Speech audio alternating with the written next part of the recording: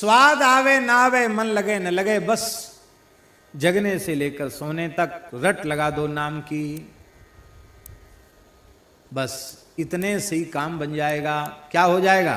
अब ध्यान दें, जैसे ही नाम का स्वाद आने लग जाएगा कि नाम अखंड हो जाएगा। अब देखो, वैखरी से नाम जपते जपते, रटते रटते, जपते जपते, अधिक संख्या में लगातार जपेंगे तो जपते जपते फिर ये मध्यमा वाक जागृत हो जाएगी। जो कंठ कुबर में स्थित वाणी है, मध्यमा वाणी जागृत हो जाएगी, मध्यमा वाक जागृत हो जाएगी। और फिर जब मध्यमा से नाम जप होने लग जाएगा तो भाव समाधि में, प्रेम समाधि में, पश्यंती में नाम जप होने लग जाएगा। और जब परा में, परा वाणी में नाम प्रतिष्ठित हो जाएगा, 4 प्रकार की वाणियां हैं, परा, पश्यंती, मध्यमा, वैखरी। वैखरी से नाम लेते ही और फिर क्रमशः मध्यमा, पश्यंती और परा तक नाम पहुंच जाएगा। और जब परा तक नाम पहुंच जाएगा तो महाराज जी रोम रोम से करोड़ों करोड़ों नाम एक साथ प्रकट होने लग जाएंगे। और फिर चाहे सोते रहो, जगते रहो, खाते रहो, पीते रहो, किसी भी अवस्था में शरीर रहे, आधे क्षण के लिए भी नाम रुकेगा नहीं, नाम का विराम नहीं होगा। यह है निरंतर भगवान की स्मृति, यह है भक्ति योग। तो भक्ति योग की जो परिभाषा हमारे आचार्यों ने दी है, तैल धारावत अखंड अविच्छिन्न भाव से भगवान नाम रूप गुण लीला की अखंड स्मृति, इसका नाम भक्ति है। अब भक्ति, राम नाम से भक्ति योग अपने आप आ गया कि नहीं? पहले तो पात्रता नहीं थी, पर केवल जिह्वा से राम राम किया तो धीरे धीरे राम नाम महाराज की कृपा से भक्ति योग हमें प्राप्त हो गया। फिर सब समझ में आ गया, आत्मा अनात्मा का विवेक हो गया, शरीर संसार से पूर्ण वैराग्य हो गया। और जब वैराग्य हो गया तो वृत्ति की चंचलता समाप्त हो गई, वृत्ति पूरी तरह अंतर्मुख हो गई, आत्मानुसंधान हो गया, आत्म साक्षात्कार हो गया, स्वरूप में अवस्थिति हो गई, आत्म वेदम सर्वम, इस भाव में हम पहुंच गए, शरीर संसार का ध्यास मिट गया। तो केवल राम नाम से भक्ति योग की सिद्धि हो गई, न चाहते हुए भी, और न चाहते हुए भी राम नाम से ज्ञान योग की सिद्धि हो गई। और भैया राम नाम जीवन में प्रतिष्ठित है तो वर्ण धर्म, आश्रम धर्म सब अपने आप आ जाएंगे भीतर। क्योंकि हनुमान नाटक में हनुमान जी कहते बीजम धर्म द्रुमस्य, निष्काम कर्म योग की सिद्धि भी हो गई। और राम राम नहीं किया तो न ज्ञान योग सिद्ध होगा, न भक्ति योग सिद्ध होगा, न कर्म योग सिद्ध होगा। इसलिए गोस्वामी जी ने कहा एक ही साधन सब रिद्धि सिद्धि साधि रे, ग्रसे कली रोग जोग संयम समाधि रे। कलिकाल रूपी रोग ने सारे साधनों को ग्रस लिया है, इसलिए भलो जो है पोच जो है, दाहिनो जो बाम रे, राम नाम ही सो अंत सब ही को काम रे, राम नाम ही सो अंत सब ही को काम रे। हमारे महाराज जी के परम श्रद्धेय और प्रिय मित्र श्री हरे राम बाबा जी, उनके जीवन की एक घटना है। वो जयपुर में थे, एक बगीची में थे। महात्मा बड़े विलक्षण ही थे वो। गर्मी का समय था, कोई आता तो बाबा कहते, बाबा सेवा, बच्चा एक तोतले बोलते थे, एक मट्टा ले आ, मट्टा, मटका, एक मट्टा ले आ, पानी भरा हुआ मटका ले आ। तो हर व्यक्ति से वो पानी भरा हुआ मटका मंगाते। तो हम कम समझते हैं, कम 40-50 पानी भरे मटके। उस समय पानी भी उतना ज़्यादा सुलभ नहीं था। और उन सब मटकों के बीच में ही अपना टाट बिछा के आसन लगा के रखते, चारों ओर मटका और बीच में उनका अपना आसन। और अपने चाहे नहाना हो, चाहे कुल्ला करना हो, सब उसी मटके के ठंडे पानी से बढ़िया। और कोई आ जाए प्यासा तो उसमें से पानी भी पिला देते। तो एक महात्मा आते थे, ब्रह्मचारी जी, तो वो उधर से निकलते तो गर्मी तो थी, थोड़ी देर वहाँ बाबा के पास बैठ जाते। और बाबा जल पिएंगे। तो बाबा उनको ठंडा बढ़िया मटका का जल पिलाते, गर्मी का समय था। पता नहीं क्या हुआ, एक दिन उनको ब्रह्मचारी जी को मन में कोई ऐसी बात आई और उन्होंने कहा, बाबा एक बात हम आपसे पूछें, बुरा तो नहीं मानोगे? नहीं नहीं ब्रह्मचारी जी क्यों बुरा मानेंगे, पूछो। बोले हम अब पानी तो आपके यहाँ बहुत दिन से पी रहे हैं, पूछ नहीं पाए आपसे, आप किस जाति के हो? तो बाबा हंसने लगे। बाबा बोले इतने दिन तक पानी पीने के बाद जात पूछ रहे हो? देखो हम तो बहुत दिन हो गया घर परिवार छोड़े हुए, हमें ज़्यादा याद तो नहीं है, पर हमारे एक पुरखा थे, वो मोची का काम करते थे, जूता बनाने का काम करते थे। अच्छा। और एक हमारे पुरखा थे वो जुलाहे का काम करते थे। अब वो बेचारे भोले थे ब्रह्मचारी जी, तो कबीर जी का स्मरण करके तो जुलाहा बता दिया और रैदास जी का स्मरण करके चर्मकार बता दिया। ऐसी दो चार जाति गिना दी। अरे बोले महाराज एक जात तो बताओ, तुमने तो सब जात अपने में ही बता दी। तो बाबा हंसने लगे, बोले हम तो आपको बता दिया, आपने पूछा हमने बता दिया, अब हिसाब किताब आप जोड़ लो। अब तो वे बहुत दुखी हो गए, कह रहे पता नहीं, ये तो बिल्कुल इसकी तो जात वात का कोई ठिकाना ही नहीं है, इतना हम पवित्र रहने वाले इतने दिन तक यहाँ पानी पीते रहे, इसके पास बैठते रहे, बड़ी दुखी हो गए। तो एक भूरामल शर्मा जी थे, वो उनके शिष्य थे बाबा के, उनके पास गए। बोले पंडित जी अरे कम से कम ब्राह्मण हो, गुरु करे जान पानी पिए छान, कैसे आदमी को गुरु बना लिया? वो महात्मा तो, हमने पूछा क्या जाति है? तो कहते हमारे पुरखा मोची का काम करते थे, जूता बनाने का काम, ऐसे को आपने गुरु बना लिया? तो वो समझते थे बाबा को। बोले अब महाराज आपको क्या तकलीफ हो रही है, अब हम तो बना ही लिया गुरु, जो बदल तो सकते नहीं उनको, पर एक मेरी प्रार्थना है। क्या? बोले उनसे ये जरूर पूछ के आओ कि जो आपके पुरखा मोची का काम करते थे उनका नाम क्या है, ये पूछ के आओ उनसे। तो ब्रह्मचारी जी बेचारे दुखी तो थे ही, वो फिर गए। बाबा बोले अब तो पानी वानी नहीं है हमारे यहाँ, इतने दिन पानी पिलाया फिर हमारी जात पूछता है, पानी तो नहीं? बोले नहीं बाबा एक बात हम पूछने आए, दुखी तो हम बहुत हो गए, एक बात पूछने का। क्या बात? बोले आपके पुरखा जो मोची का काम करते थे उनका नाम बता दीजिए आप। बाबा बोले तू अपनी बुद्धि से नहीं आया, किसी ने भेजा है तुझे? कहा बाबा कुछ भी समझो, आप नाम बताओ, आपके पुरखा का नाम क्या? तो बाबा बोले रैदास जी महाराज। तब वो समझ गए कि रामानंद संप्रदाय की परंपरा के साधु हैं, रैदास जी की याद करके बोल रहे हैं। बोलो भक्तवत्सल भगवान की जय।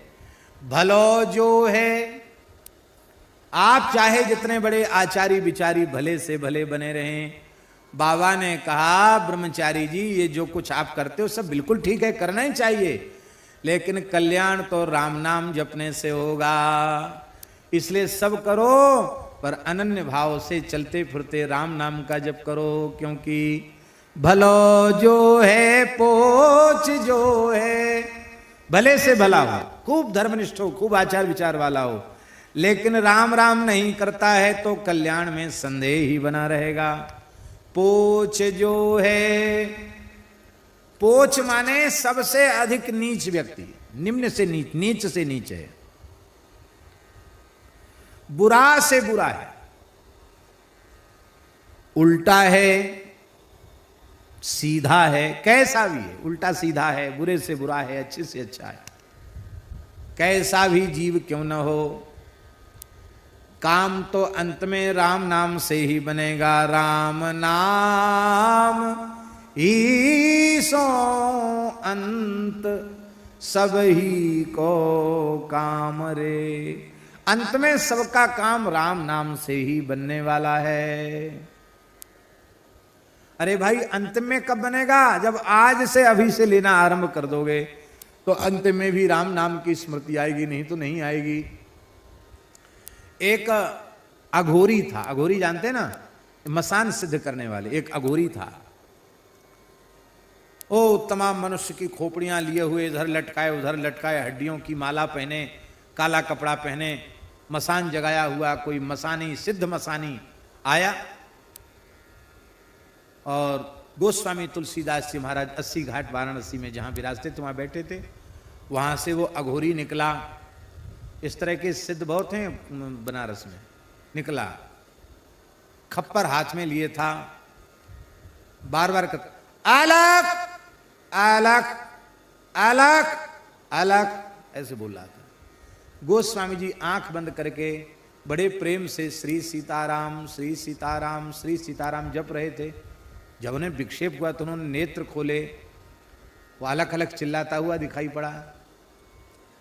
गोस्वामी जी का हृदय करुणा से भराया और श्री गोस्वामी जी ने कहा, बड़ा प्यारा दुआ है गोस्वामी जी का, हम लख हम ही हमार लख, हम लख हम ही हमार लख, हम हमार के बीच तुलसी अलख ही कालख है, राम नाम जप नीच।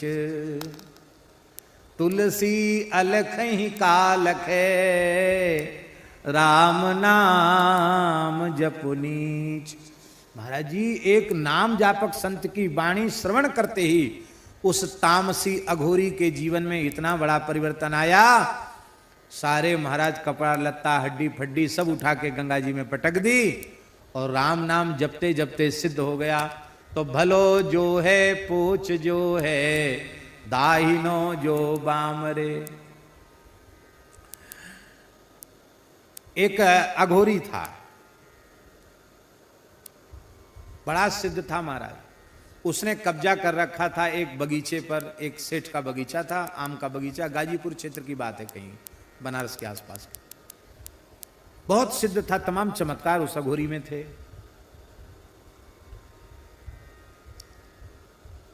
इच्छा होती तो पके हुए आम किसी को देता नहीं, डर के मारे कौन घुसता उसके यहाँ। चमत्कार बहुत थे उसके पास। हरे राम बाबा उसी के यहाँ जाके रुक गए।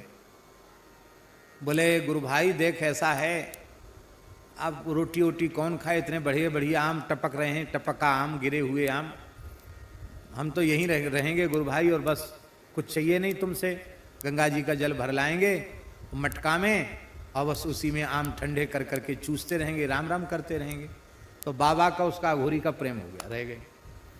बाबा बोले कि तुम मसान सिद्ध करते हो, भूत प्रेत आते? बोले हाँ आते तो हैं। तो बाबा बोले हमको दिखाओ। बोले हाँ दिखाएंगे। तो एक बार कोई ऐसी अमावस्या तिथि आई, वो मसान में कहा तो इतनी दूर बैठ के तुम देखना। बाबा कहते मैंने अपनी आंखों से देखा। उस मसान वाले ने, सिद्ध ने क्या किया, कोई व्यक्ति मुर्दा जला के गया था, उसकी आँच थी, उस आँच में गंगा जी का जल एक मटका में भरा और उसको मुर्दा की आँच पर उसको गरम किया, उसी में थोड़ा चावल छोड़ा, उसी में गुड़ छोड़ा और मीठा भात बनाया और मंत्र बोल बोल कर जैसे पत्तल परोसता तो महाराज भयंकर भयंकर प्रेत प्रकट हो जाते, भूत प्रेत चुड़ैल आदि, और सब बैठ के खाने लग गए मीठा भात।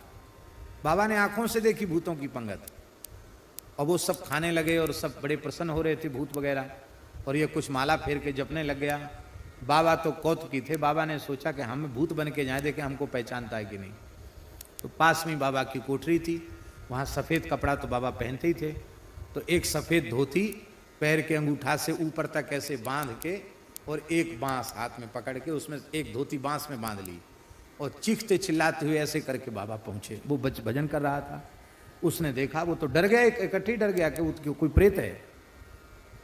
तो उसने मंत्र प्रयोग किए, लेकिन वो बाबा के ऊपर कहाँ है कुछ चलने वाला। बाबा तो पहुँच गए, तो बोले कि कौन हो तुम? मैं प्रेतराज हूं, इस श्मशान का मालिक हूं, तुमने सबको खिलाया, मेरा अपमान किया। बोले अब तुम खा लो। सबका झूठा खाऊंगा मैं, अब मैं ये मीठा भात नहीं खाऊंगा, तुझे ही कच्चा चबा जाऊंगा। ऐसे करके बाबा ने बांस हिलाया, वो महाराज भगा। बाबा पीछे से भगे, उसके दौड़े, मारा नहीं बाबा ने, बांस जोर का पटका बगल में, बेहोश होके गिर गया। तो बाबा उसको उठा के लाए, उसकी कोठरी तक उठा के लाए, बगीचे तक। थोड़ी देर में होश आया, बाबा ने अपना वेशभूषा उतार दी। बोले तो क्या हुआ गुरु भाई? अरे बोले जीवन में ऐसा कभी नहीं हुआ जो आज हुआ, ऐसा डबल प्रेत आया, ब्रह्म राक्षस आया, कोई मंत्र कोई तंत्र कोई चला ही नहीं उसके ऊपर। वो तो कैसे मेरे प्राण बच गए, पता नहीं कौन हमको यहाँ उठा के लाया महाराज। बाबा बोले वो प्रेत कोई दूसरा नहीं था, हम ही आए थे, मैंने कहा असली प्रेत तो आगे कि नकली प्रेत आवे, देख तो पहचानता कि नहीं पहचानता है। तो बहुत जोर से हंसा वो, बोले आपने ऐसा क्यों किया? बाबा बोले देखो भूत प्रेत की सेवा करते हो, मरोगे तो भूत प्रेत बन जाओगे। अब लोगों को ये तंत्र मंत्र मारण मोहन उच्चाटन करते ये सब छोड़ दो, अब राम राम करो। महाराज उसका जीवन बदल गया, वो राम राम जपने लग गया। बोले हाँ अब समझ में आ गई बाबा, राम राम करेंगे। कहीं चले जाओ भैया, अंत में काम तो राम नाम से बनेगा। हम ये नहीं कहते कि अघोर पंथ में अघोरी भी एक से एक सिद्ध होते हैं, पर उनके वह आचरण सबके लिए अनुकरणीय नहीं है। एक किनाराम बाबा नाम के महान सिद्ध थे बनारस में, अघोर आचार्य श्री किनाराम बाबा, बड़े सिद्ध पुरुष थे। वो महाराज वेशभूषा से अघोरी थे, पर वे भगवान श्री राम के अनन्य भक्त थे, निरंतर राम नाम का जप करते रहते थे।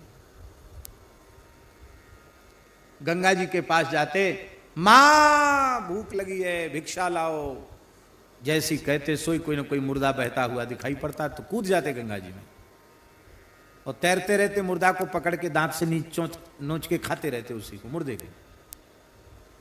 काशी महाराज घूम रहे थे, दिखाई पड़ गए, हे राजा बच्चा प्रसाद लेगा, ले प्रसाद। इतना लोथड़ा निकाल के फेंका। अब इतने बड़े सिद्ध मना करें तो क्या करें, कैसे करें? ऐसे ही उन्होंने अपना दुपट्टा किया तो पूरा दुपट्टा मेवा मिश्री अखरोट बादाम हरी हरी इलायची इस सब से भर गया पूरा दुपट्टा। ऐसे सिद्ध थे महाराज। एक जगह उन्होंने मंदिर बनाया किनाराम बाबा ने, हनुमान जी का मंदिर, अभी भी है वो, बनारस के आसपास की बात। तो महात्मा लोग जानते हैं हनुमान जी का मंदिर कैसे बनाते। एक चबूतरा बना दिया, हनुमान जी रख दिए, महावीरी लगा दी, फिर कोई भगत आएगा तो फिर वो दीवार उठवा देगा, कोई भगत आएगा तो छत डलवा देगा, ऐसी कोई किवाड़ लगा देगा, ऐसे धीरे धीरे मंदिर बन जाता। महात्माओं के ऐसे काम होते हैं। तो दीवार तो उठ गई, पटाव के लिए मिस्त्री आ गए, लेकिन जिस व्यक्ति ने पत्थर और गाटर लकड़ी देने के लिए कहा था वो व्यक्ति आया ही नहीं। मजदूर बोले बाबा हमारा तो दिन बेकार हो गया। बाबा बोले कोई बात नहीं, गैया के गोबर के कंडा तो हैं, छाया करनी, हनुमान जी को छाया कर देते हैं। तो ऐसी पुरानी धुरानी लकड़ी उस पर बिछवा दी और ऊपर से कंडों से उसकी छत कंडों से छाया कर दी। बोले तुम्हारा काम हो गया, मजदूरी ले और जाओ। अरे बोले महाराज पानी बरसेगा, सब कंडा गर जाएंगे, इससे थोड़ी कुछ पानी रुकेगा। अच्छा वो नहीं रुकेगा। बाबा उठ के आए धुना से, कंडा की छत देखी, बड़े हंसे, बोले जा बाबा राम नाम की महिमा से पक्का हो जा। जैसी का राम नाम की महिमा से पक्का हो जा, महाराज कंडे की छत पक्की छत बन गई। आज भी वो पक्की छत वाला मंदिर है, लेंटर बन गया महाराज, उस जमाने की बात। पर वे किनाराम बाबा भी यही बात कहते थे कि हमारी और किसी बात को मत देखो, केवल इतना समझो कि यदि कल्याण चाहते हो तो राम राम करो। धन्य है भारतवर्ष की पवित्र परंपरा, जहां मरने के बाद भी लोग कीर्तन करते, राम नाम सत्य है, गोपाल नाम सत्य है, सत्य बोलो गत्य है, क्योंकि राम नाम ही सो अंत सब ही को काम रे। अंत में काम तो राम नाम ही आएगा। जगनभ बाटिका रही है फल फूली रे,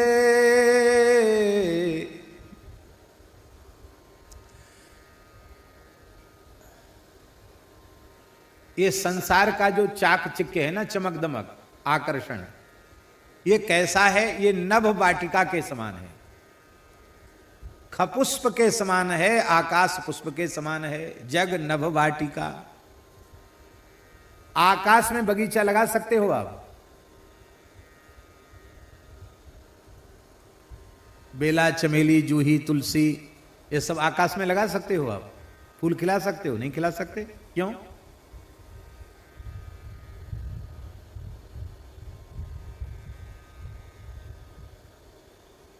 गोस्वामी जी ने उदाहरण दिया है, राम भजन बिन मिटही की कामा, थल विहीन तरु कबहू की जामा। जब तक थल नहीं होगा, स्थल नहीं होगा, भूमि नहीं होगी, मिट्टी नहीं होगी, तो आप बगीचा कैसे लगाएंगे? बगीचा बिना मिट्टी के नहीं लग सकता।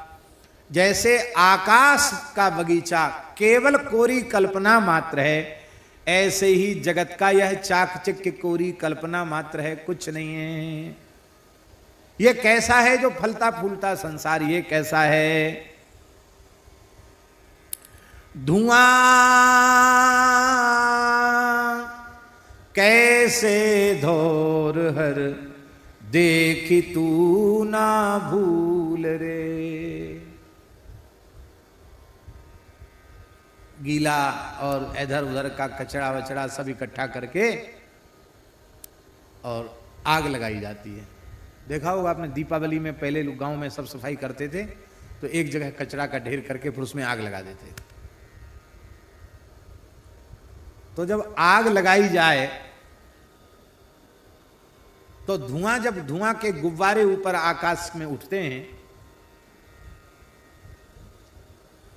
तो उसमें आकृति जैसी बन जाती है धुआं की।